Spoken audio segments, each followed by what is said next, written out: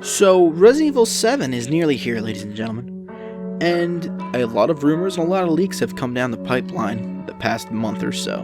One of the most interesting rumors is the fact that Albert Wesker may still be alive and or a boss in this new game. Well, that's got a lot of people confused on how that's possible. Well, I have three things that may explain it. Number one is he's just a badass and he just crawled out that volcano, no problem, right? I mean, after all, he is infected with a virus that regenerates the dead. Number two is there is a clone of him somewhere, some sort, out there, or he was a clone, or, vice versa. There's some clone game going on. Or number three, which I'll get to in a minute. But first, have you ever heard of the movie Resident Evil 4D?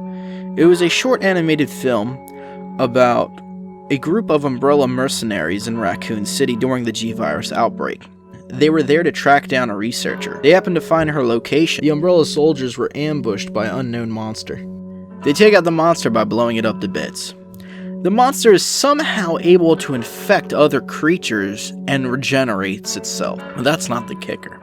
The kicker is the researcher was somehow able to fuse her consciousness with the virus, seemingly making her immortal. As long as there's bits of her around, or bits of the virus around, or anything of that nature, she is technically alive. This is sort of like what happened to Marcus in Resident Evil 0, but on a greater scale. I'm going to assume that she escaped Raccoon City before the nuclear blast. However, if the nuclear blast hit her, she would definitely be dead because all traces of that virus would be gone. And that leads us to the next question.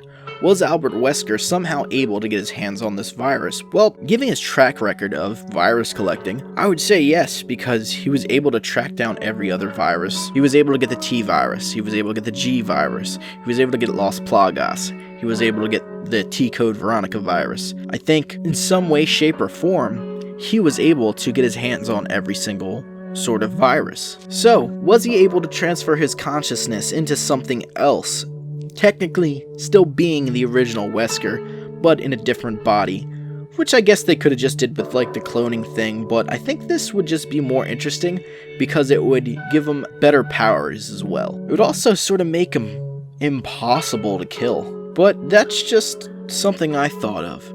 Is it possible that he was able to get that virus from Resident Evil 4D? Who knows with Albert Wesker? He's a shady, shady motherfucker. So anyway, guys, what do you think happened to Wesker? Do you think he's alive? Do you think he's dead?